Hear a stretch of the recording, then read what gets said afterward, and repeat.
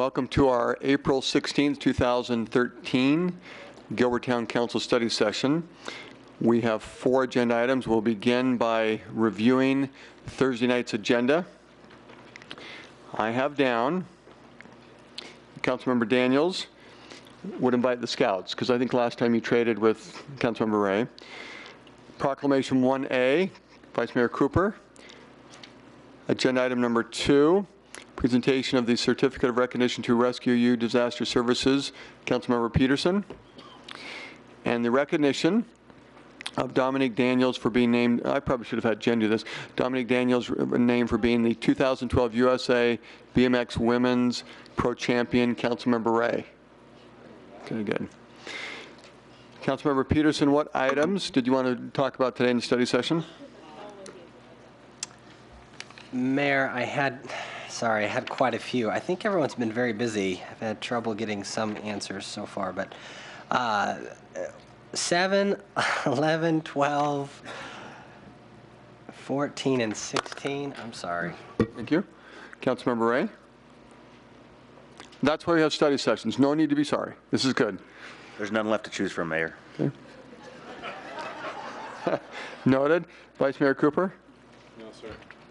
Councilmember Taylor? Nothing. Councilmember Daniels? One question on 15. 15? Okay. Let's see, those covered. We'll see how we do time-wise. I had in the public hearing a couple of items, which I know that we tend to not go that direction, but we'll see how we do. So, okay, let's begin with 7. Councilmember Peterson. Mayor, I was advised recently of Robert's rules that I'm only supposed to speak twice on an issue in a meeting. So with that, Is that what it says in that book?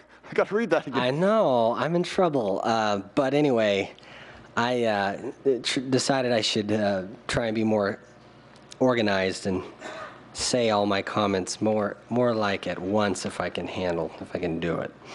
So I might have a little bit of a lengthy comment on this and then a suggestion. So I've been studying this item I've been pondering it since the last year it came forward at one level or another. And I've gotten a lot of feedback from the public, and there are a lot of people that support the museum. I certainly recognize that. And I do want to recognize the progress I see the museum has made in the last year. I think it's been astounding. It's really amazing, and I'm impressed, and I congratulate them.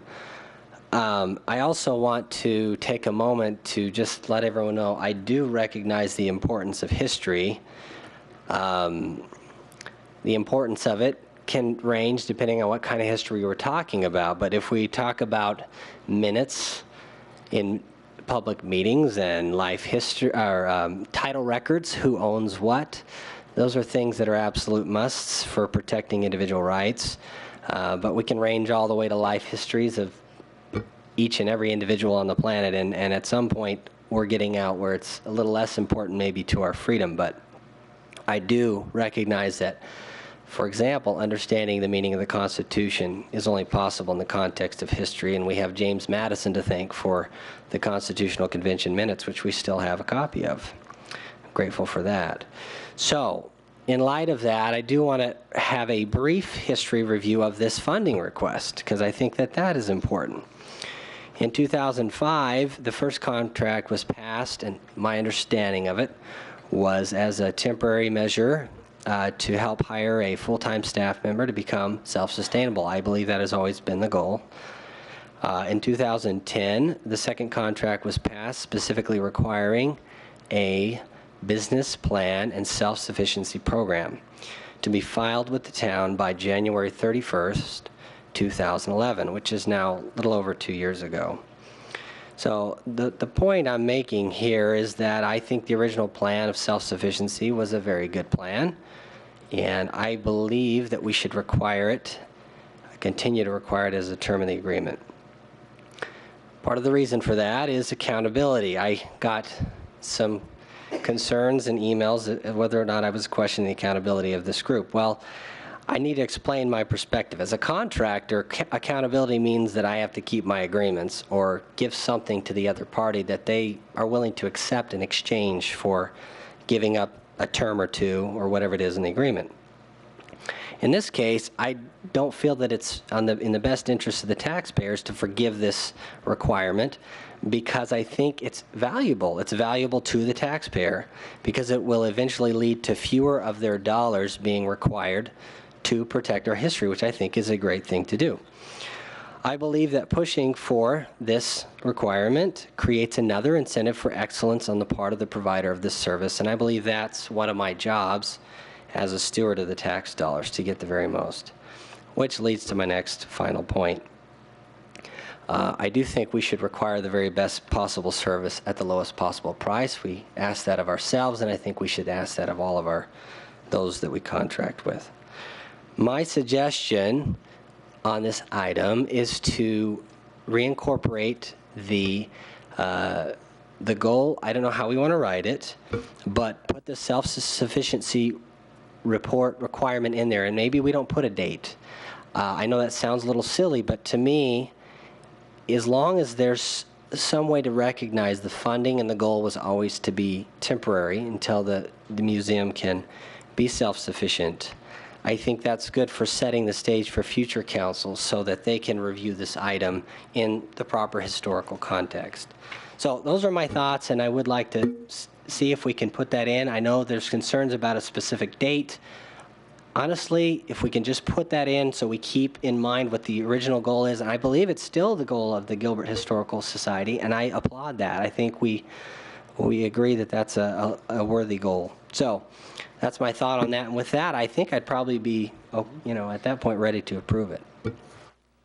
Let me summarize what I thought I heard is that you'd be ready to proceed. You'd like to just add a sentence or a statement that it is still the goal of the museum to be self-sustaining, and that with that goal, at least for this year, the recommendation we would proceed on. I think, I don't know, I'll think more about the wording between now and Thursday, but something to the effect of that it's the intent of the town and the continued goal of the Gilbert Historical Society that this funding would be temporary until they can be self-sustaining. Okay. All right. Any other comments from the council? Councilmember Taylor? Maybe just a point of order. Is it appropriate to just hear feedback from the museum on the proposal? In a study session, a lot of flexibility, and so I think we could do that. And I don't know, Melanie, you may not have had that discussion, therefore you might need to turn to some of our representatives. Mayor, Councilmember Taylor, what we have is the request from last year was to have the Historical Museum come back and make a presentation to the council on the progress that they have made, their plans for the future, and they are prepared to do that on Thursday. So we were going to request that they be allowed some time on Thursday to make a specific presentation to the council. If you have specific questions this evening that you'd like answered, Kayla is here to do that. Okay. So on Thursday, formal presentation, and is that about 5 minutes or so? Okay. Now, and that's why I ask, is typically we have been doing about a 5-minute time frame. So how long is it? 15? Okay. Let's ask this question. That's what a study session is for, to do 15-minute presentations if we choose to do it, and you're not ready today? Okay. That question that was just proposed by Councilmember Peterson, do you need some time? Would you be ready to answer it? Okay, Kayla, please.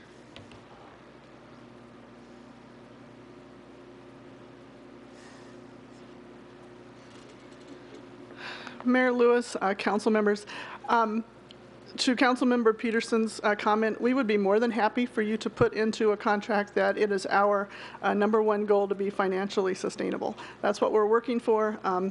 No offense, we don't enjoy coming here every year asking you to continue helping us along. We've made a lot of progress in this last year. I'm glad that you recognize that. And we have detailed short-term, medium-term, and working on long-term plans for that future sustainability. So we are all in favor of that. Okay. All right. So, to the council. that would mean, and not that we don't want to have the presentation, but that would mean that our Thursday night discussion on number 7 could probably be fairly quick. As a team, do we agree? So the other, and I'm not rushing anything, because with the discussion today, maybe there will be several items of discussion on Thursday night, but I think the other key item that all of us have been talking with staff about is the budget, and that is something we're going to be covering in study session. So are you okay with the 15-minute presentation, which in many ways is more for the public to hear too, or would you like to have it shortened, or? Okay. Vice Mayor Cooper? Shorter is always better, but also I may have missed the timing of that. I don't know that it's required for Thursday, but I mean, it could be a future study session in our next one or something like that, as long as it's still during this budgetary time or whatever, but we certainly don't necessarily have to have it for Thursday from my perspective. Okay.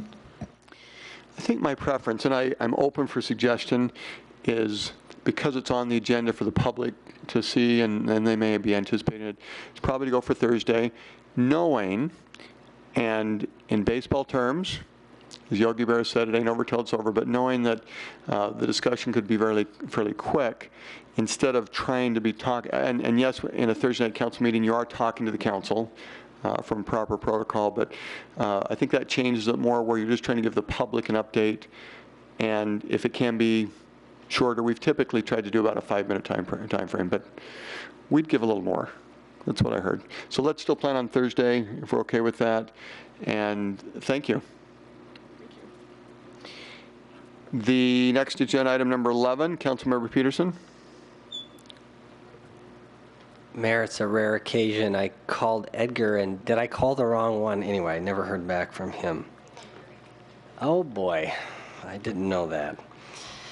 I noticed that in the explanation for this change order, I believe it is, there was an unexpected dump site discovered.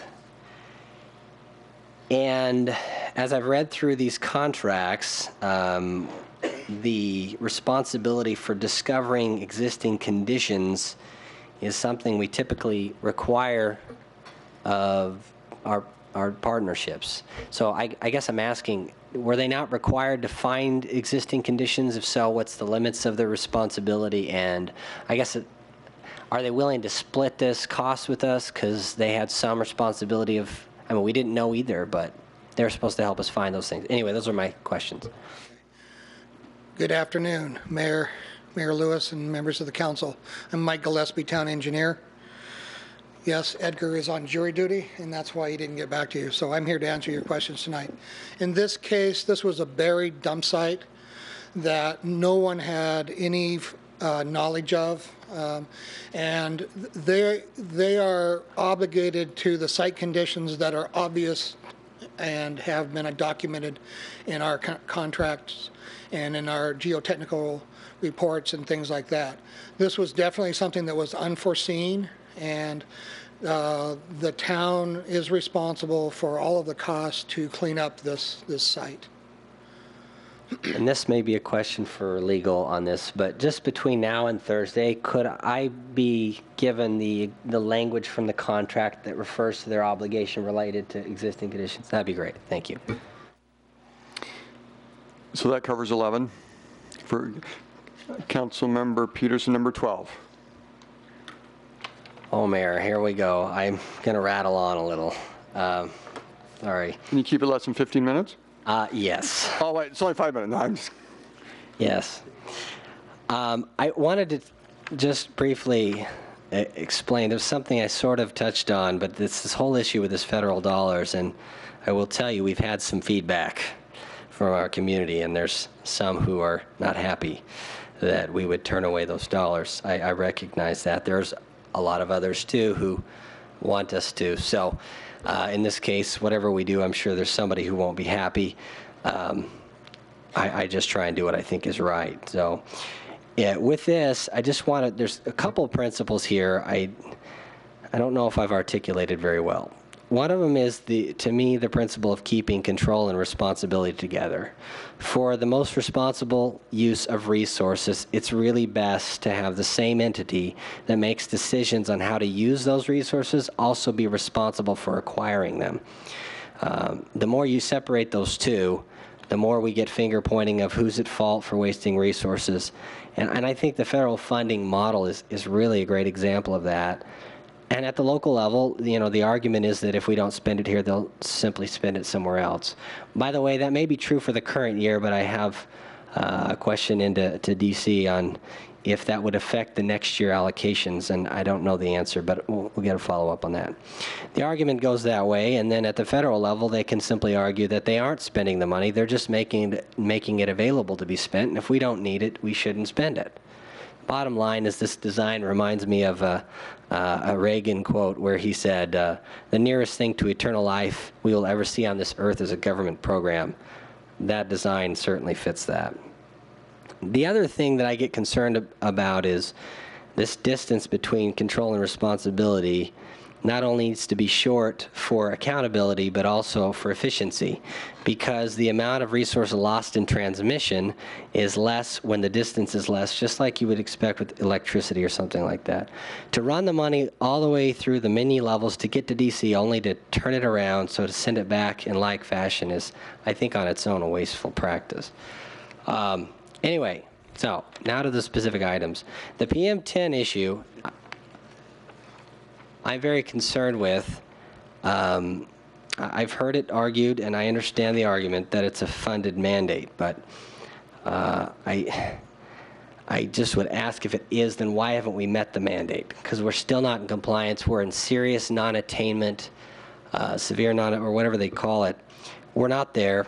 So if we're not there yet, are we wasting the dollars, or do we not have enough dollars? If we don't have enough, we're not funded. If we're wasting them, what do we need to do to be more efficient?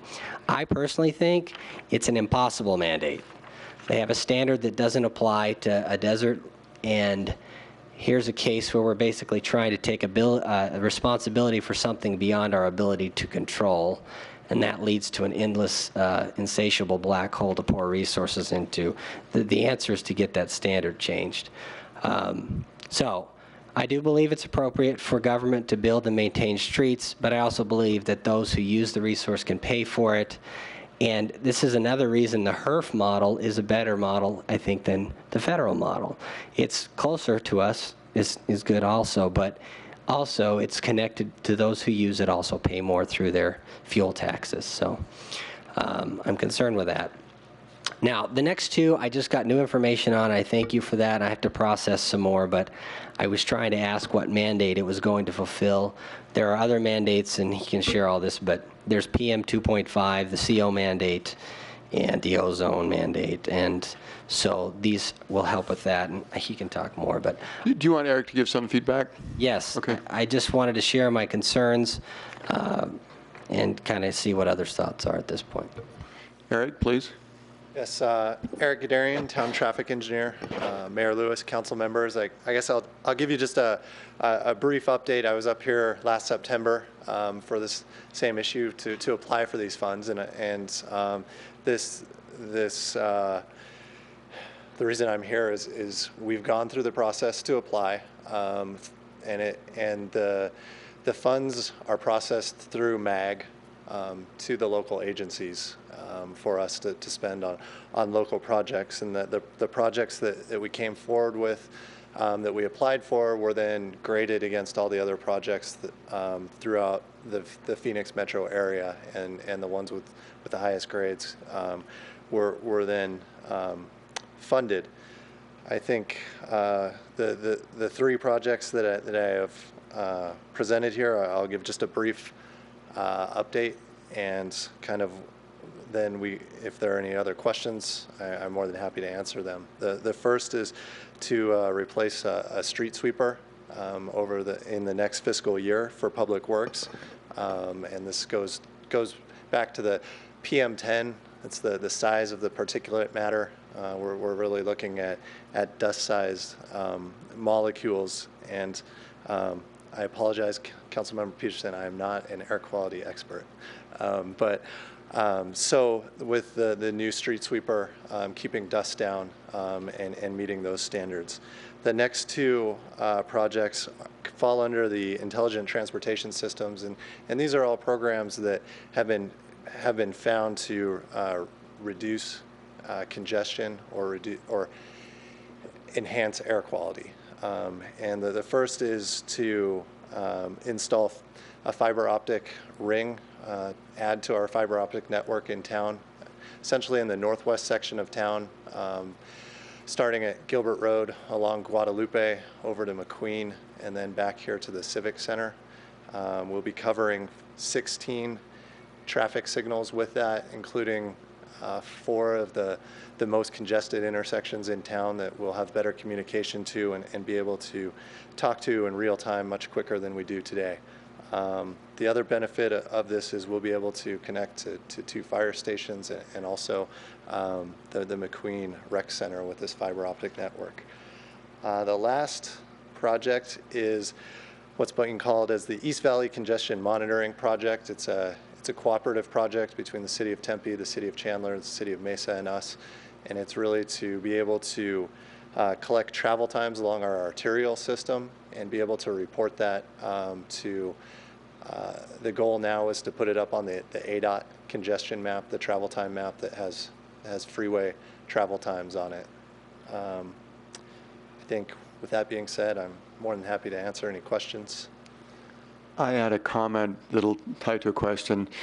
I do represent our council at the executive committee meetings of MAG, and they have similar feelings of concern that the federal government is a little bit out of control with some of the regulations in this area, but we still make sure that we meet them for many, many reasons. And I guess the concern, if we did not proceed to do our Gilbert part, we're then impacting our region and the state and would be risky. And so this is funding that we requested to move forward to make sure that Gilbert is in compliance best we can be. So, Eric, if we did not move forward with this and everything else in our county and state was in compliance except for Gilbert, that's a very risky thing for Gilbert to have done. Is that correct? And do you have any additional comments you could make? I guess I'm not trying to lead a witness into answering the question, but it's more in being at the MAG meetings. If all the cities are doing similar things and doing their part, and if we chose not to, and everything else was okay and in compliance except for Gilbert, that would not be very positive. Have you got a better way to articulate that? Mayor Lewis, I think, we do have one monitoring station in Gilbert that they take readings at. So if, let's say Gilbert doesn't meet that, then that would be recorded and reported as such. I think, as it's always a goal to look for ways to improve and to reduce, or to improve our air quality. So it enhances the quality of life. Okay. Councilmember Daniels. Vice Mayor Cooper. Thank you. My only comment is just also serving with MAG and on the Transportation Policy Committee, we don't get into this side of it as much, but obviously the transportation side, the federal government, EPA, Department of Transportation, these kinds of things are all linked together, and you don't comply in one area, they punish you in other areas. And one of the areas where we get punished is on federal transportation projects for the region. And so, while I don't think they can single out Gilbert for non-attainment, if you will, what we do jeopardizes the attainment of the entire region, and then we can all be penalized as a region, specifically as it relates to having transportation that moves goods and services and people smoothly throughout the region. Mayor. And Eric, just to clarify, and then we'll go to Councilmember Daniels. When I've been in those meetings, I do see reports, and the various monitoring station results are given. Yes. And so there have been times where some of the monitoring stations, it's very specific to that community, what was going on or what happened, and then we need to respond, and maybe it was a dust storm came through our community, not the other ones, and then that's documented and sent to the federal government. So it is, You're right, it's more general region, but it can still be that everyone else was compliant except for one station, and then it becomes problematic. But Councilmember Daniels? Mayor Lewis, several years ago, we received an email from a citizen who was very upset about our street sweepers and said that they were kicking up more dust than they were actually picking up. And I remember the response because it was sent back and we were copied on it as a council, and it said that we do dispose of over 40 tons of waste from our street sweepers. So they are doing something to help. And I think that's an important thing to note. Our efforts aren't completely futile. We are accomplishing something. Is it enough? Probably not. But I just want to make sure people know that we're not just sending street sweepers out for no good reason. We actually are accomplishing something. Councilmember Peterson? Mayor, thank you. Number 2, with new information I really need to process. But number 3 is the one I'm really, the sensors, in my opinion, you have potential free sensors in the form of smartphone users. If you have, this is how Google does a lot of the stuff they do. You have to agree to give up your location information, whatever, but you consent to it, and then you become a data point that helps be collected to know traffic conditions. And so, you know, one of the thoughts that I had on this, and I've talked to Patrick and to Eric on this, but the more of our traffic data that we can make available, like traffic signal current states versus future states, and I know maybe we're not totally there yet to be able to do that, but you make that available to the software development community, and they'll grab that, incorporate it into an app, and make economic value of it, either through a free app that has some advertising or one that they pay for. But a lot of these solutions are happening through those other avenues. I don't know that we necessarily need to spend, you know, a bunch of money installing sensors, which, number one, some people don't like to have sensors pointing at them in the streets. So this other model doesn't take the money, doesn't invade anyone's space in any way, because they volunteer and it's all done privately. So I just think number 3, I just feel like there's other ways to handle that. But anyway, I have some more thoughts. I have to think through some things, but I appreciate this. And I appreciate those comments. I don't have an answer for that. Do you have any thoughts, Eric? Is there a better way that we should be considering? I think Mayor Lewis, Councilmember Peterson, I think, you know, that business model has been talked about in our profession for the past few years, and we haven't seen anything move forward from the private side. I think we'd have to look at it as a regional, collecting it regionally to make it economically viable for the private sector to use. I think, you know, this is, when we got together and talked with the other jurisdictions in this project, we thought it would be helpful and a benefit to the traveling public to be able to see routes that were delayed or blocked on the arterial system here in the East Valley, not just travel times along the freeway. And so I think we are providing some benefit to the traveling public. I just want to be clear on what my point is here.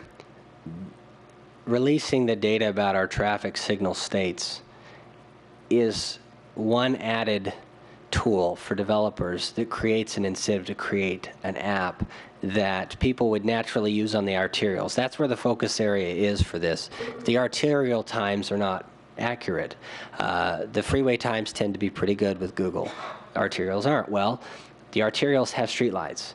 So when you combine the fact that there's streetlight data, and you can actually tell people through the app, if you go at this speed, you're likely to hit the light green, then there's a reason for people to use the app, and they become a free sensor that can be a data point on the arterials. I'm just saying, we just don't know what the effect of releasing that data is until we try. And I'd like to try all the free solutions we can before we spend more dollars. But look, I'm not an expert. I'm just saying that will make a difference in what happens. I mean, I like the thinking. I think for purposes of our study session today, that's probably the discussion we needed to have on 12. Is there anything I missed? Thank you, Eric. Let's go to 14. I had 14 down too, but, no, please. I don't know if others want a presentation. I just had a question. If this goes forward, regardless of the line that's picked, how will the construction of this be funded? Mayor Lewis, Councilmember Peterson, the study that's being done today is to get enough information about an alignment and the planning level costs for what they would pick as a preferred alignment. They are currently, in addition to doing and completing the study, they are also doing an EIS on 3 corridors in order to get more information to help with the cost estimates. A project this big, which is a total of probably over several $billion total, will have to have a lot of different funding sources in order to be viable. And that will include maybe something like a referendum or a proposition, as we've done before. It will certainly have to include some federal funds that will have to be sought after in order to do something like this. So when they finish this study and they finish the EIS, their next goal will be to start lining up and starting to determine where they can go and start asking for that money in order to begin the implementation phase of that project. I believe, and I can confirm that another short answer to that is the funding sources have not been identified. And part of this process is the conceptual design, which even if it takes years before this happens, the mere fact that it's identified and planned for it really helps all of us. And so that's what's happening. And so let me ask my questions, and then we may have more. To me, for Gilbert, it's in our general plan, and this is very important.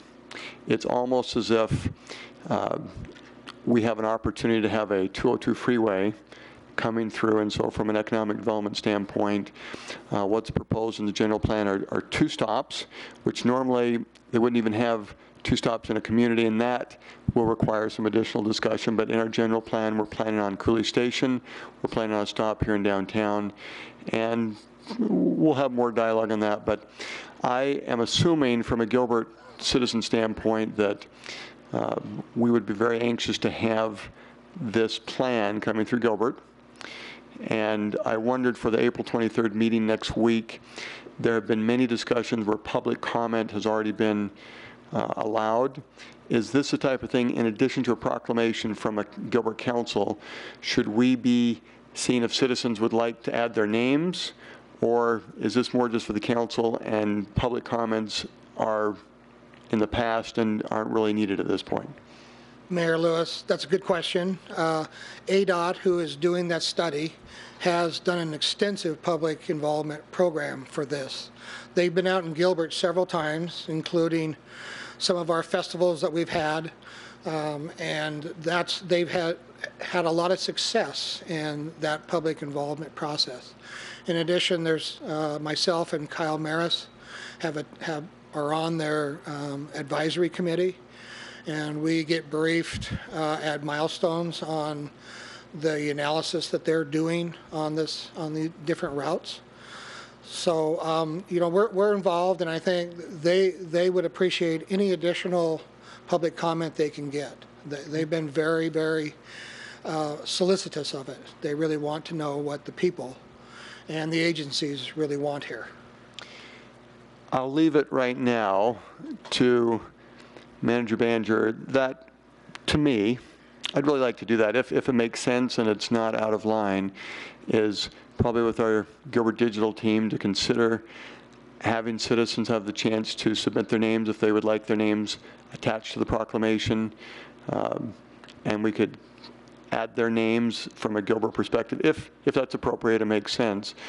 Because I think for the citizens, this is a very important future opportunity from an economic development standpoint, and I'm sure that many citizens, if they knew they had a chance to express their voice, would appreciate it. So that's one question I'll let you do offline, and if it does make sense, then I would say to our Gilbert Digital team, send out the option, and we'll capture names as quickly as possible. The second question I had is, well, and a reminder to the council, there have been studies that have already taken place, and the Till line was by far, from a number standpoint, the line that could benefit the most citizens in Maricopa County. And so I think that puts Gilbert in a very beneficial spot. The question, as I looked at the various routes, I was trying to remember Till versus Yellow. And in our proclamation, we were saying that we would say Till. And it looks like there's a difference of going through Coolidge or Florence. And so we must have, for some reason, said Till would be more appropriate. Do you have any reminders as to why we picked Till over Yellow? Realizing we said both, but if we had to pick between the two, we said Till. Mayor Lewis, sure, I can address that. The Teal has it will use the UPR right-of-way through the town of Gilbert and Queen Creek, and then it diverges off and it goes over to, I think, Coolidge or Florence. I can't remember quite. Yeah, Yellow goes through Coolidge and Till stays with Florence. Yeah, with Florence.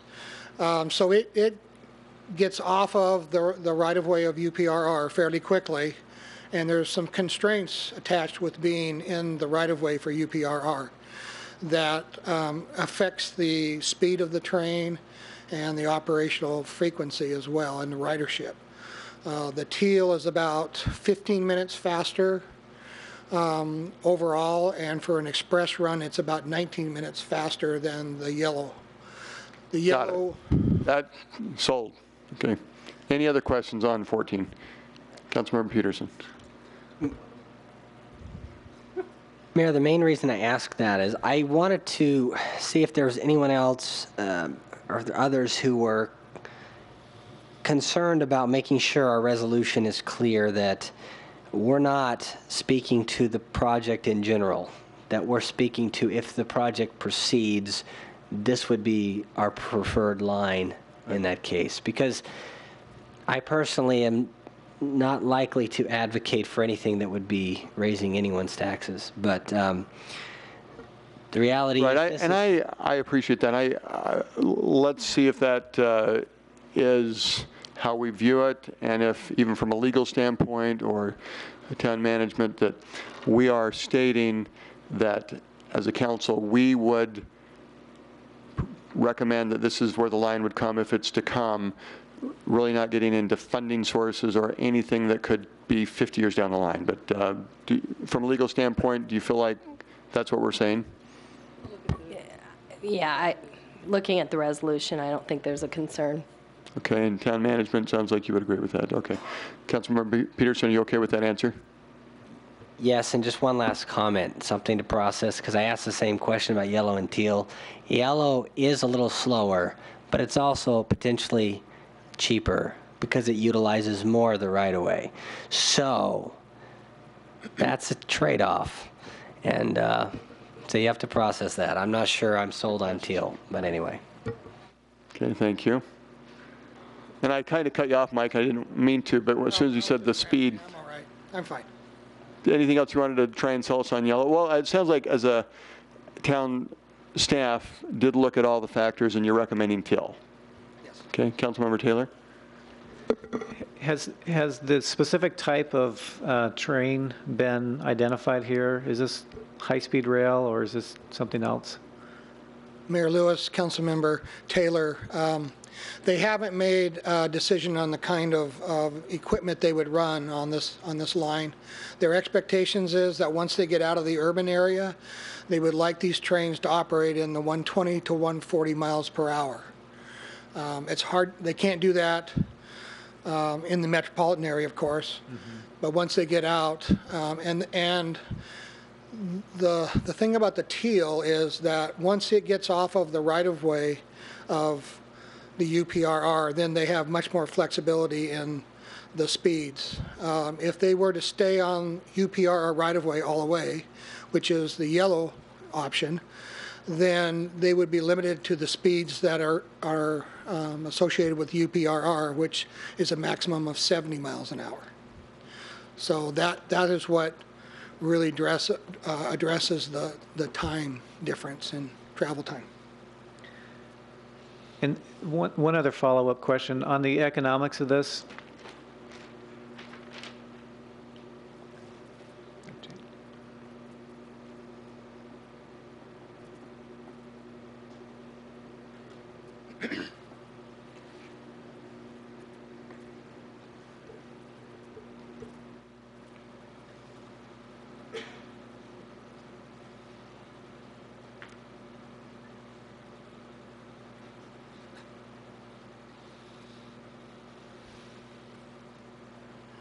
So, did I answer your question? Did you want to make any comments on this?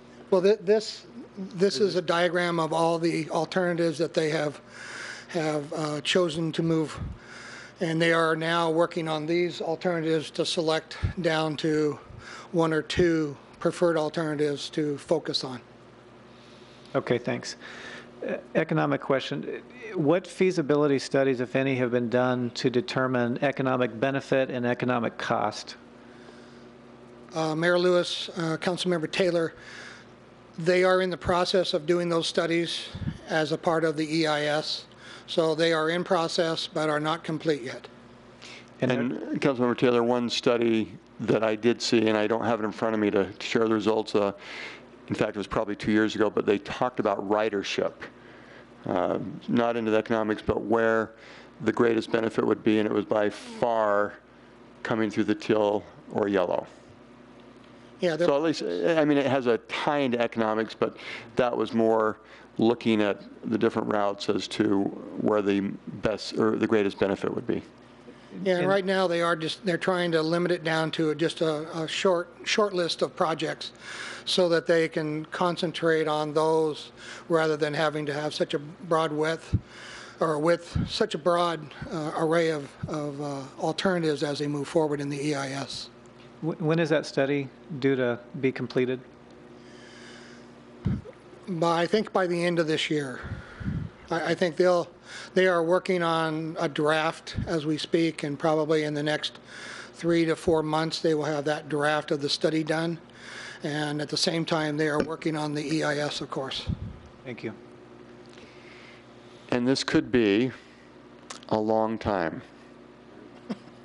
Might even be by the time there was that Jetson cartoon where we don't need it, where it's going to be, we're going to be flying. But one more comment, just to clarify, this is high speed, as Mike said, and so that gets back to my comment that there will be a future discussion of whether or not we can have 2 stops in Gilbert. They would prefer that there will only be one. And again, back to general plan, just so the council's reminded, we are planning on 2. Mayor Lewis, their study has always and still does include 2 stations in Gilbert. Good, thank you. All right, thank you. Anything else on 14? Then let's move to 15. Councilmember Daniels. Mayor, we can skip 15 in the interest of time. I just have some general questions. Agenda item 16. Councilmember Peterson. Same for me, Mayor. I can ask this out of the meeting. Okay.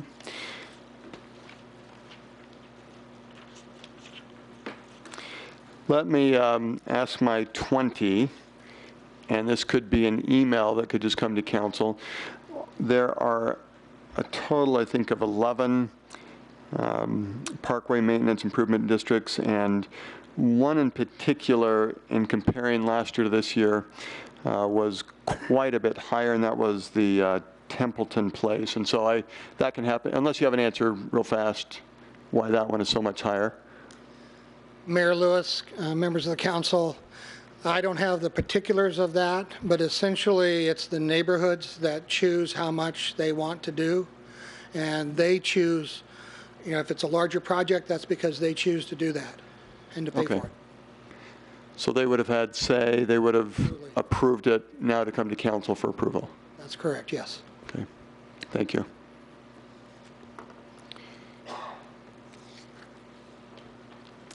On future agenda items, I just make a reminder that Thursday morning will be the, I guess I call it the biannual Mayor's Ambassador Forum. It begins 7 a.m., goes till 9:30. Gilbert residents are invited, business leaders and education leaders and other community leaders. The focus on Thursday will be the theme of getting Gilbert college and career ready.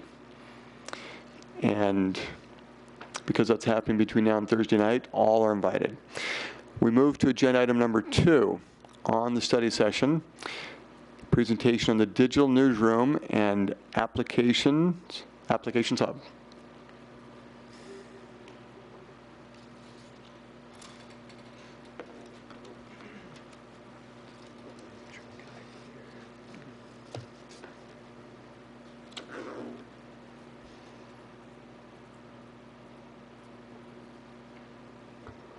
Good afternoon, Mayor and Council members. I can get started while we get set up here. I'm not sure if all of you have had the chance to meet Alfredo Moreno. He is our digital application specialist, working really closely with my department in IT. And one of the main projects that he's had is developing our new mobile apps hub. I'm here today to speak with you briefly about a couple of new exciting developments we have in our department. And I wanted to bring my team with me too, because none of this could happen without them. The first is the launch of our digital newsroom, which you may or may not have seen because we've just recently launched this. But this is really exciting because it's a place that's meant to house all of our video, high quality, high definition video. And what happens is when Jessica and Gardenia are out shooting a story, they're able to upload quickly a soundbite and a small bit of B-roll to our digital newsroom so that news agencies or other people who would like to use it can come to it. We had a perfect example. Unfortunately, tragic events that happened yesterday in Boston, but we quickly went and got Chief Dorn on camera to talk about why it's so important that we have police at big events like this, and exactly why sometimes we get asked why at festivals and large events we have this police presence. And he was able to kind of explain quickly on camera about why and send our thoughts out, and we were able to post it and got a great deal of feedback. We had over 300 views within less than 24 hours, which for us is quite a bit. CBS Channel 5 had retweeted it and shared it and said, Gilbert police chief responds to tragedy in Boston. So really that's a terrific example of how this will work for us. And as you can see here, we have, like I mentioned, you can download the files or a press release, and we're collecting everything from PD and other departments here. And again, if the media wants to come and use this or other people, it allows us the ability to share our video, which I think we'll get a lot of mileage on and really are trendsetters in this area. You'll also see this page, we have the features at the top, which are obviously all of our social media channels, community news items, but then you can also follow our Twitter feed along the bottom. So as we scroll down, we're going to move on next to the mobile applications hub, which we've also just recently launched. And here, this is where actually all of our new mobile apps are being housed in one site. So if you don't know that, you can find it here. When we relaunch our new website, this will have a much bigger presence, but we wanted to be sure to make you aware that it was here now. And I'm going to let Alfredo do a little mini demonstration about our new Heritage District app and also tell you about some of the other apps we have here. Thank you, Dana. Mayor and council members, my name is Alfredo Moreno. I'm here to show you the Heritage District application, and I'm just, it's kind of nice to hear about when you were speaking earlier about sensors and put those on street sweepers, and I mean, that's really where this technology is going, so it's really nice to kind of hear that.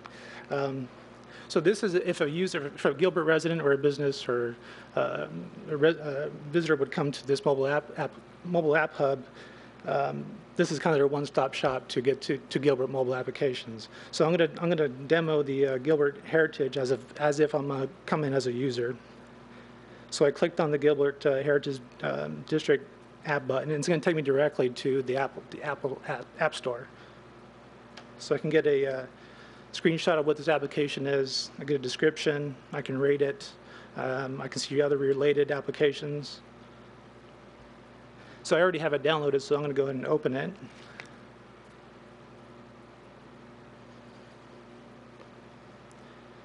So this is the default view of the application, which has 7 sections. It has the About, a directory, the Walk Tour, which is a really cool feature. That's the implementation last year, the Gilbert leadership class that put all the markers in front of the historic buildings. parking information, photos, social media, Facebook, and the ability to share this application with friends and family to kind of get the word out. So we're just going to highlight one of the applications or one of the features here, and this is the walk tour. So we can actually just kind of go ahead and start the tour, or we can go by building, and then at the very end we can take a quiz. So I'm going to hit the start tour here. Welcome to the Gilbert Heritage District History Walking Tour. This tour consists of So it's a very narrative application. District, and there are many things. And that's our very own digital journalist, Jessica Bautista, on the voice there. But if we were downtown, our blue button here would, this indicates where our location is. So if we were downtown and I was near a pin, I could click on it and say, hey, okay, I want to know more about that building. So I can learn more. Standing in front of the first Gilbert Elementary School. So you can read information, you can just kind of watch. If you have headphones, you can kind of listen around and look at the building. The first two schools were part of the Mesa School District. Everett. And then it goes on for each one. It does that. And the blue arrow to view information about this Gilbert Heritage site. Welcome to the Old Town Hall. So you kind of get the feeling of the application there. And if they do visit all the plaques, we have a kind of an interactive quiz. I'm not going to put anybody on the spot, but this is kind of just a very fun interactive thing for kids to test their knowledge throughout the building. Give us a question. Okay, this is speed dialing here. Okay, ready? All right, no, I'm just kidding. Oops. We'll do this after. It's not showing up. Huh. Okay. Or they can browse by building. If they see something very familiar, like maybe the Liberty Market, they can get more information. So I encourage you all to download the application. It is on our mobile app hub as well. We'll have other applications coming to very soon. We had one mobile application at the end of the last year, and now we're going to have a total of 5 by the end of April. So it's very exciting. And Dana's going to talk about the Spark App League that we're doing with the high school students. Thanks, Alfredo. And like I mentioned, this is a collective team effort, so none of this could happen without my terrific staff, who's all here. And I just wanted to let you all know, I'm sure that most of you know, I know Mayor is because he's participating as one of the judges, but the Spark App League is our program that we've designed. It's a contest where we've made the data available from the town of Gilbert to local high school students from across the state through a partnership with ASU Poly and Intel. And they've had 40 days, 15 teams of 5 have designed, been given data from the town of Gilbert, and they are creating their apps, which they will display for us at an event on May 1st out at ASU Poly. And we'll have judges choosing the winners, and those apps will be on display right here in our mobile apps hub after May 1st for residents, tourists, whoever would like to use them to benefit. So we continue to look for ways and opportunities to partner and through some of these great relationships, take the data that we collect and make it useful, not only for our residents, but for everyone around Arizona who wants to come to Gilbert or know more about Gilbert. So, thank you. So that quiz we'll have to do later. Why don't we do it the mayor versus manager? So you can go, it'll be really intense. And there is the digital newsroom, I'll just comment from the citizens' perspective, they did appreciate Chief Dorn's message, and that was done very quickly and very timely. The other digital newsroom, the new mayor, since we last met, Hunter Henderson was in the simulated youth town council meeting, and he did such a good job that, didn't you receive a lot of messages of saying, that's the mayor we want? So don't look at that. Do not look at Hunter in the digital newsroom, just look at Chief Dorn. That's my message. Thank you. We move to agenda item number 3, presentation and discussion on the proposed fiscal 2014 budget. Please, Dawn. Good afternoon, Mayor and Council. I'm Dawn Irvine, Budget Manager here at the Town of Gilbert, and we appreciate your time this afternoon. Wanted to go through a few of the requests specifically for the general fund as we approach the end of the budget season. But first wanted to lay the foundation for those requests. You'll see before you on the council meeting this Thursday evening a couple of items that really help to build that foundation. One of those is the financial policies. Now, council adopted those financial policies last year, and as we mentioned, we would be coming back each subsequent year with updates and revisions to make sure that they were current and reflected the direction that the town was going, and make sure that they reflected the current processes, practices, and statutory requirements. So we'll have those on there for you on Thursday evening. But you'll also see the reminder about the balanced short and long-term financial plans. That's a very key element of the budget process. So we'll talk a little bit about that before we get into the specific requests. Now, this is a slide I believe council is pretty familiar with. We've laid out the foundation for the balanced long and short-term financial plans, and this is really the framework for the long-term financial plans. As we've discussed many times in the past, we're really looking towards that approach to build out, ensuring that we're setting up the foundation today for the community for tomorrow, and that the decisions that are made today and the recommendations that we make to council are with that in mind. So, where we are right now is really coming up forward with a deliverable to you based on that first step, that fiscal environmental analysis. We likened that to a SWOT analysis, if you will, where we're really looking at the town's strengths, weaknesses, opportunities, and threats. It's not in the specific format, but you'll see that there's very much a similarity between them. You'll be seeing that here in the very near future as a deliverable, but we wanted to give you a couple of examples of the types of information that we're looking at. So, for example, we break down many of the different revenues, and you'll see smaller revenue sources as well as large. The example that you see before you on the screen there is, of course, our local sales tax. We're looking at, as you see, a 5-year history, so you can see the decline in the economy, the corresponding effects on sales tax, and then the subsequent recovery that we've been experiencing over the last couple of years. What you'll see on each and every one of these there is not only the item itself, as you see with the local sales tax, but whether the particular area of analysis is finding that this area is favorable but with caution, whether there's a warning or whether it's unfavorable. The document that will be coming before council here very shortly, you'll see that there's just one area of warning, none that are unfavorable. The area of warning is your property tax. And that's simply because there's a lag right now in property tax based on the sales from 2 years back. But another important element of the long-range financial plan and of establishing our fiscal environmental analysis today is to take a look at our expenditures.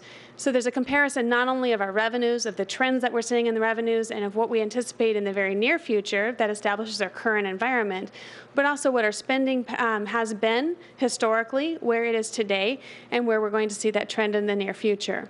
So these together with the revenues and expenditures really set the foundation of where we are at today. As council knows, the zero-based budget process last year really helped us to flesh out our services as they stand today, what they need to be, prioritize those services, and then look at the cost, what it would actually cost us to provide those services in the near future.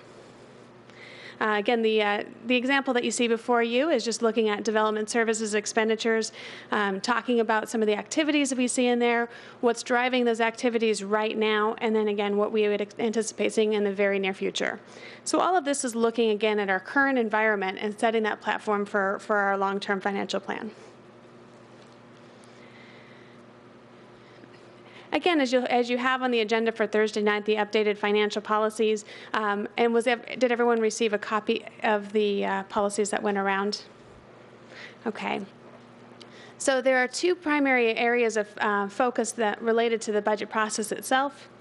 And Mark, I think we're one short. The repair and replacement and the debt policy. These updates were in your packet. What I'm sending around right now, there are a couple of minor updates to the ones that you've seen in your packet. And so I'll briefly cover those as they're coming around.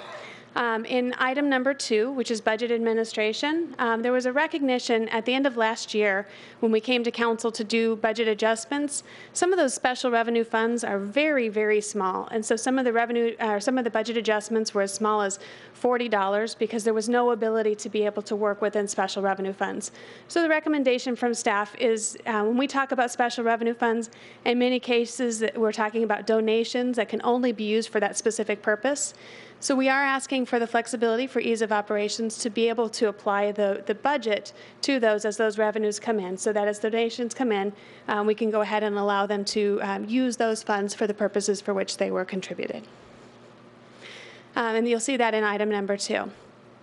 The other item you'll see is in the debt policy. So if you'll allow me just a moment before we get to that change, I'd like to introduce that debt policy itself. One of the most important components of our financial policies and of our financial plan is really that of the debt management and administration. Debt is a critical element of funding for our capital program and for our capital projects. It ensures that we have not only the funding available to build those types of large capital projects, but that we have what we call intergenerational equity between users, so that a user that is here today is not paying for the full cost of a facility that will continue to benefit the community for the next 30 or 40 years.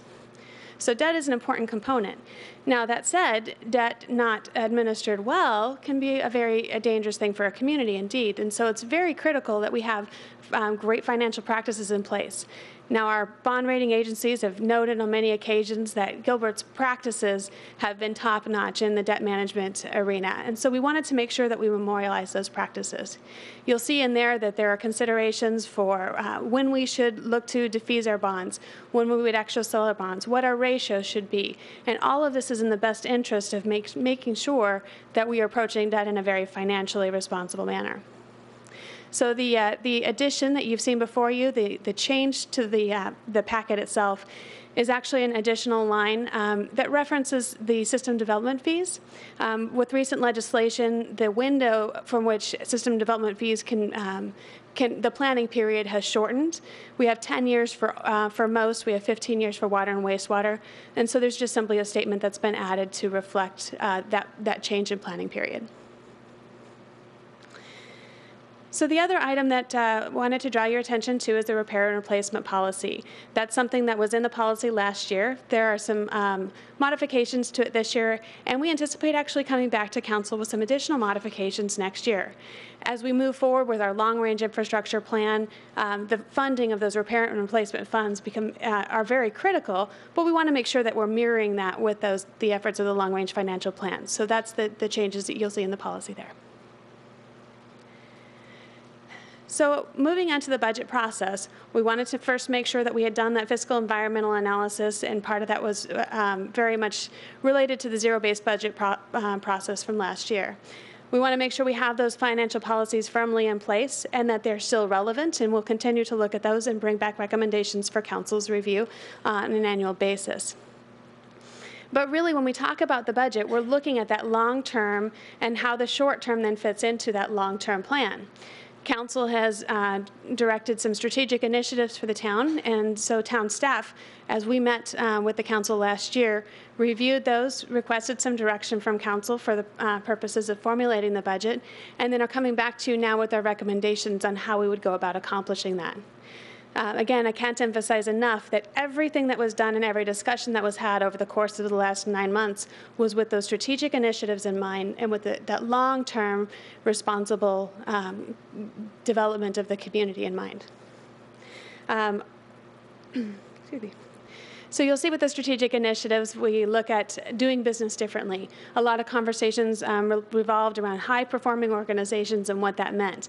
And as the executive team met collaboratively and worked through the budget requests, there was a lot of conversation about, is this really necessary? Is this the best way that we could do business? Are there other ways that we could do it? We talked about whether there was overlap between the different departments and how we could make that, so we could streamline those areas and how we could make things more efficient. So when you look at the budget overall, where we'll see net changes, what you would also see if you looked at the line items are reductions in some areas and additions in others to reconcile what we believe to be the most efficient and effective way of doing business. So we focus on a number of different areas, and I think the idea of focus is very, very critical to what we're talking about here. As we look at where we've not been able to where we had to reduce over the recessionary period, other things that we've had to defer over a period of time, there was a recognition that as resources are becoming more available, there are still more needs than there are available resources. It's very, very important that we prioritize the use of those resources. So we've defined those needs, prioritized them, and again, in that collaborative environment, are coming before you with a strategic approach to the use of those resources. Because what we found in our conversations was to try and address a little bit of a lot of different things, we wouldn't be as effective. And so what we're asking for council to approve is a budget that allows us to focus on some very specific, very key areas of the organization. Those areas of focus are IT, for one. Council has a strategic initiative that to be a technology leader. But we recognized as we were discussing amongst the directors, we recognized that we actually have some significant vulnerabilities in IT. And so we're asking to address some of those vulnerabilities and be able to begin moving forward in that initiative to become a technology leader.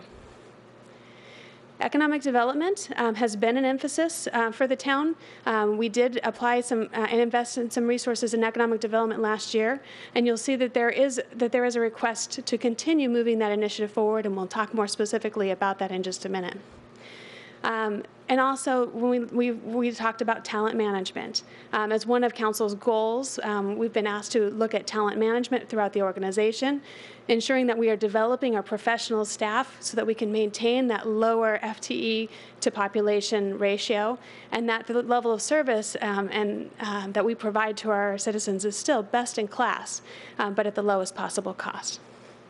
Now, a big part of talent management, although it's only a portion of that, is succession planning. And so you'll see that this is also focusing not just on the professional development as a whole, but on succession planning, so that as some of our staff is retiring, that we have other staff well positioned to be able to succeed in those areas. Actually, before I move on, the one more area I wanted to address was deferred maintenance. This is another area where over a time where we had declining revenues, there were certain things that we needed to defer. Now, during that period of time, we were also able to identify things that we no longer needed to do. We're not asking to put those back in. We were able to identify ways where we could do business better, more efficiently, and we want to continue to do so. But there are certain things that we deferred that we knew we could only defer for a certain period of time. When we start talking about not replacing police vehicles, not doing some maintenance on parks or on streets or other infrastructure, those are things that we were able to postpone for a period of time. But you'll see that we're requesting that we go back now, that we look at and prioritize those particular needs, and that we move forward with those that are still in fact needs to the community. One of the things that we do continue to talk about is efficiency in operations. We've looked at the City of Tempe's cost of service study, which shows that the town of Gilbert is still the lowest cost to citizens for the services provided. But another item that we tend to look at is how many FTE we have, or full-time equivalent positions we have within the town per 1,000 population. This is simply, if you'll see over on the right-hand side, that's the number of FTE, or full-time equivalents, per 1,000 citizens in our population. On the right-hand side, or on the left-hand side, excuse me, you see the population itself. So the bars there indicate the population increases since 2010, and then the line indicates the ratio. The town and town staff, much of our discussions revolve around how can we continue to move this organization forward and continue to maintain, though, that lean staffing ratio. And so the requests that you see coming forward are indicated there in the line at 2014. You'll see that we're still asking to maintain that ratio of right around 5.5 persons per thousand. So with that, we are asking for a 2.3% increase in positions and staffing for the town and the general fund.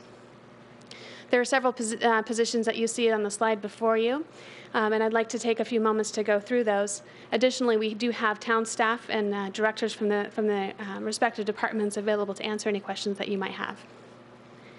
The first two positions that you see on the slide are in IT, and again, with our focus on becoming a technology leader, but also working with some existing vulnerabilities, we feel that this is an area of emphasis. In addition to those two positions, you've also already begun to see some of the town's staff's efforts at disaster recovery and ensuring that we have redundancy in our systems, that we have continuity of operations and such. So this allows us to continue to move those efforts forward, as well as to focus on some of the efforts underway in development services, in public safety, and in other areas where we're trying to automate more of our town processes. The following two positions are in human resources. Again, with the emphasis on talent management and succession planning, the executive team felt it was critical that we ensure that human resources had the resources that they needed to be able to move those initiatives forward. Also, because within the other departments, this is a support department, but the operations departments felt that this was a very important need to ensure that their continuity of operations was able to continue as well, so that as we have recruitment and retention issues, we have sufficient support staff in place to be able to meet those needs. The victim's advocate is a position within the town prosecutor's office. This is a position that clearly works with victims, someone who is able to be there as a victim comes in and needing assistance, or able to be on the other end of the phone. But this position would also allow them to do some additional outreach and work with programs to help provide those resources for victims, particularly of domestic violence. There's a contract specialist that's requested in the finance department. This is someone who would provide some assistance with departments, public works for one, and some of the sheer number of contracts that they are processing on an annual basis. This is someone who would be able to provide that type of contract assistance to them and help with that centralized process. Budget coordinator position. This is for the Office of Management and Budget. Someone who would be able to, this person would be able to, again, help the budget office to respond to the department's needs. This position also would be able to oversee the intergovernmental agreements and development agreements and grants and ensure that all of the obligations were being met both by the town and by the other party in each of those agreements. It's a proactive position that's meant to assist the departments in meeting their operational needs. The lead senior... Don, let me just jump in. Absolutely. All council members have seen this list, is that right? Okay. I think I want to be respectful. That's one of our values, but I also want the public to be able to see this, but I think for sake of best use of time, I'd like to hear from the council for a little bit, if that's, but I also, you may have some other slides, but I'm making the assumption all council members have heard this and have had a chance to think about it and digest and so forth. But do you have some more slides after this? Not too terribly many, sir. This is the final slide that we really wanted to get some discussion on and get your feedback. So let's have some discussion while we're here. As I looked at one of the other slides you had on the population and the FTEs, in 2009 compared to 2012, we had a trend that went down of FTEs, and then it came back up. So I think we're about the same number of FTEs since 2009. Is that correct? The same number, yes, sir. So this is what I'm going to say is our first year, even though from 2009 to 2012, the population went quite a trend up, that we're starting to add some staff where it's almost saying 4 years ago we haven't added staff, and now we're starting to. One thing I really liked, and I just want to confirm that I saw this correctly, is that, and it's a statement too that has been made, if you take our current population, which we anticipate might go up to 330,000, so we're 2/3, that we could say mathematically we might go up to 1,800 FTEs, but we are looking, and I know this is a conceptual desire. We'll get into more details and have our town manager probably lead that charge with you, but maybe having long-term 1,500 FTEs, which I think even puts us on the lean scale, probably leaner, and yet as a strategic desired goal, that's pretty impressive. And so we do anticipate that we'll add some staff, but to keep it at a level that keeps Gilbert lower than the other municipalities when we do our comparison. Is that correct? That is correct, sir. Okay.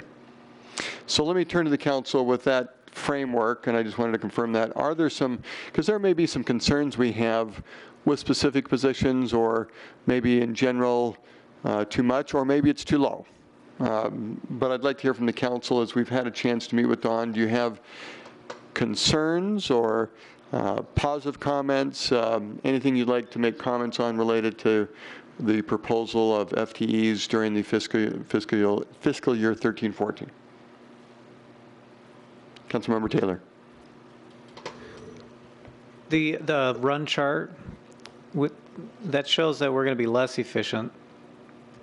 I mean, we're going a little bit up, if I'm reading that right. Maybe you can correct me on that. From 13 to 14, the ratio goes up. Am I reading that right? Mayor, Councilmember Taylor, the ratio does go up slightly. What we've seen as in terms of the current structure of the town is that we would support a structure between 5.4 and 5.7 persons per thousand. We basically held tight for a number of years. We are not asking to go back to prior levels or prior ratios by any means, but we do want to make sure that we have the structure in place to be able to move the strategic initiatives forward. So you're saying you're in the range that you're, what? The range that we looked at, I'm sorry for the interruption. Go ahead. The range that we looked at, when we looked at the 5.7 persons per thousand, which was where we had set our goal before, that kept us well below other cities and towns. In moving that forward into the future, as you heard from the mayor, at 330,000, we would anticipate well over 1,800 employees in the town. We're trying to make sure that we can maintain an even more lean approach to that. So we're asking to put the structure in place today that would allow us to build a different organizational structure in the future, bring that number even down below that. And it's interesting, won't do the math right now, but if we're at a population of 330,000, I guess we could do it, and we had 1,500 employees, well, what is that figure? Well, 1,600 employees would be 4.85. Okay, 4.5, all right. So that would be lean, if we're able to accomplish that. But I think that's part of what you're saying is strategically we're trying to get the right positions in place so that we can accomplish that. Okay, I'm sorry. Well, I like that. I'd like to see the projects that and see what it's targeting, to see where those efficiencies are going to be carved out. I mean, that's going to be, it doesn't have to be right now, but at some point that'd be a good thing to look at. It is interesting. I had that discussion with Manager Banjer today, so please comment. Sure. Mayor, members of the council, I was just running some numbers. The next closest city to Gilbert in terms of efficiency and FTE per thousand would be our neighboring city of Chandler. By comparison, if we use Chandler's current FTE ratio at our level of population at 220,000, they'd be at about 1,311 full-time employees. This is going to put us at about 1,217. With the general fund positions, there will be a few requests in the enterprise funds as well. Okay. One of the things that I think would be very helpful, and so to put somewhat in perspective that we do run a very efficient operation and we continue to look for ways to create even more efficiency, higher levels of efficiency while still driving quality services. That would be very helpful going forward, and it's something that I'm going to request from you be one of our strategic priorities for the upcoming fiscal year, is to build a staffing plan by department so that we project out through build-out what we anticipate our staffing needs will be based on the service levels required to maintain the quality of services we have. Right now, dealing with a population that's probably going to be somewhere in the neighborhood of 330,000. That will give us a framework from then which to operate under, that each year as we come forward and we analyze operations, we analyze changes in the community, we take the strategic direction from you and the mayor, that we also look at what technology is available, what new service delivery methods are available, so that we start to really, as opposed to an unscientific ratio extrapolated out by employees per thousand based on a population base, we really look at core services, and then we can really begin to fine tune, well, how do we achieve an even more efficient level than 1,800? You know, is it possible? And what will we have to do to get to 1,500? We really need that framework of understanding. So we will recommend doing that in the following fiscal year, and then use that document as a guiding document moving forward. Thank you. Thank you. That's good insight. Just my final thought to share is when I look at the list, the way I kind of separate it is the ones that are in the community serving, citizens directly, police and fire, highly valuable, maybe some of the parks, keep our parks clean and beautiful, versus some of those that are maybe behind back office, behind the curtain type that don't have as much citizen contact. I talked to Don earlier today about looking at some of those job descriptions and understanding really what we're asking and, potentially buying with taxpayer dollars. So that's how I'm processing the list. Thank you. Sure. Mayor, members of the council, if I could chime in on that, I agree with you, Councilmember Taylor, that those core services that interact with and touch our residents and provide direct value to our residents are our most valued services, and that everyone else within the organization that helps support that function, whether it be the manager's office, finance, human resources, IT, we are a supporting function. In essence, to put it in private sector perspective, we are overhead, and the goal is to keep that overhead as low as it possibly can be, but provide the support to our core services that they need to do their jobs effectively. Councilmember Peterson. Mayor, I appreciate the discussion. I have concerns as well. We go back to that chart. It was the FTE. If that goes up, then we're basically saying our staff is increasing in size faster than our population is, at least in proportion to that population. So I'm nervous about that. Just to clarify, I saw it differently, but that's what that means. It's a ratio. FTE is a ratio. So if the ratio is going up, it means you have the staff going up faster than the population's going up. You'd have to. But if we had gone from 2000 to 2010, you would have seen it the trend going up like this, and then we went down here, and so there's kind of a reasonable range, and that's why I had this discussion with Don. I said, well, what is reasonable? And I think that's what you're impressing upon us, is that we're still focusing on being the leanest, and then even being more lean with the type of positions we're getting. And I'm not trying to justify or sell. I'm just trying to, when you said you see it going up, I guess I looked at that and I said we're trying to get to a range that long term is going to keep us as lean as possible.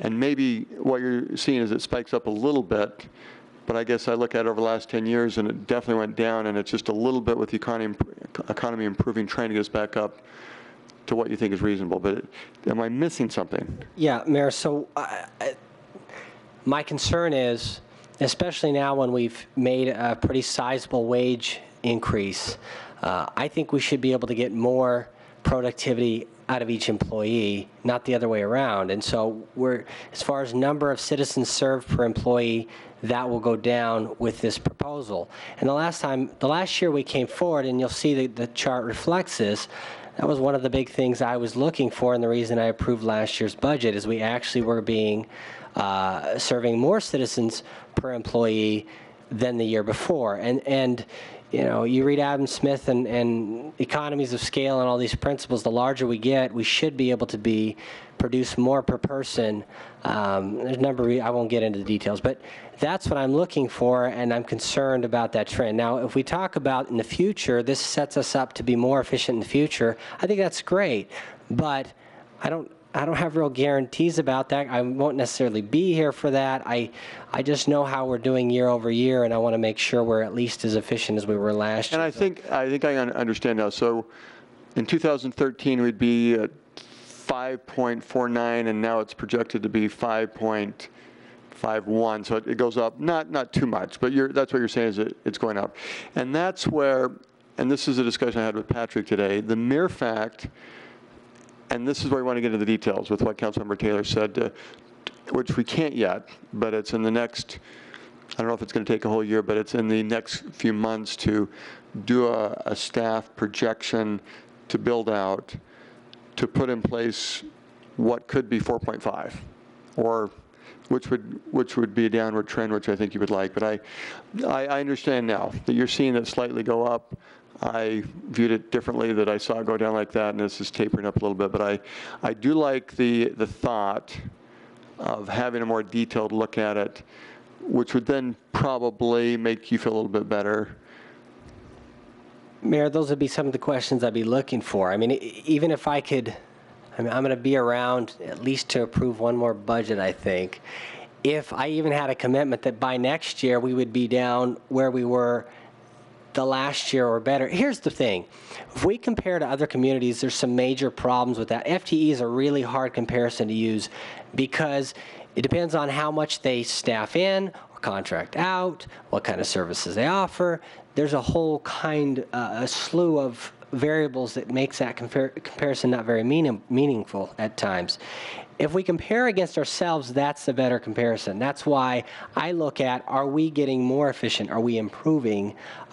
Besides, I think if anyone's setting the bar, it's Gilbert on this. So again, I think we go for our personal best rather than look to the other communities. So.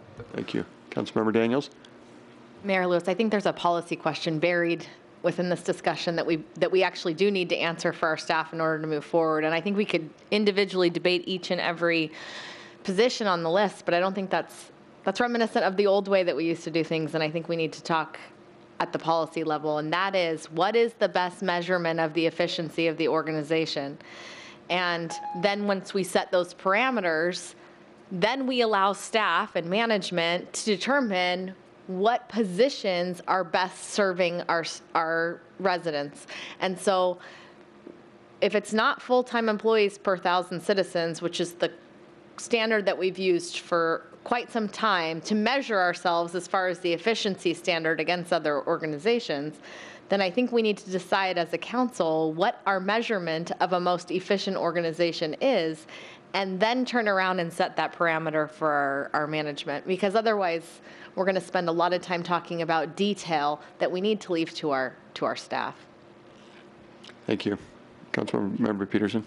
I actually agree with that. I think a better standard would be number of tax dollars spent per person in the town. I think it's a better measure. And you could control for inflation and whatnot, but we can talk more about that later. We need to just report to the whole council that there was a meeting last Thursday night where we presented, and it was not even a Gilbert study, it was the Tempe study that showed, and it didn't have every single city in Maricopa, but I think they did representative cities, and Gilbert was the lowest, and we got a nice round of applause.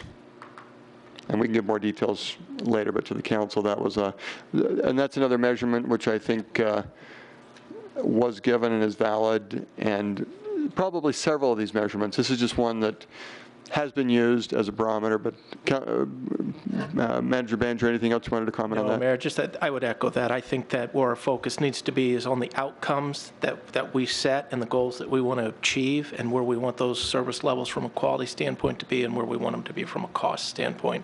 And then allow staff the flexibility to go back and determine what combination of staff, of technology, of service delivery methods will help us to get to that goal. Let's just, Dawn, because you brought it up, that's what we showed the other night. So describe that, please.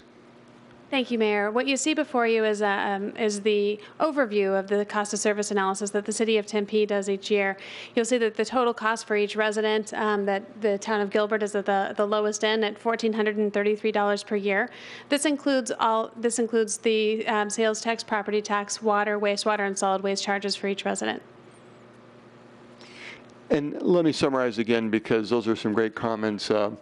That's a great measurement, and we want to keep it there. And Councilmember Daniels, you reminded us, policy level. I think if we had any concerns about the individual positions, probably do that offline, but as a council, we'll be more effective if we keep it at the policy level. And I do like the strategic direction I heard from town leadership of not that we can't get so low that we can't provide services. That's, as a service organization, that still needs to be at the forefront, but that we're looking at ways of being even better, which I appreciate. Thank you. Other comments? Anything else? No, sir, but we're happy to answer any questions that you have. Okay. Thank you. For our study session, we have an agenda item number 4. Any discussion on that tonight? Then, as soon as I say that the study session is adjourned, just a reminder to the council that we have another executive session. Study session adjourned.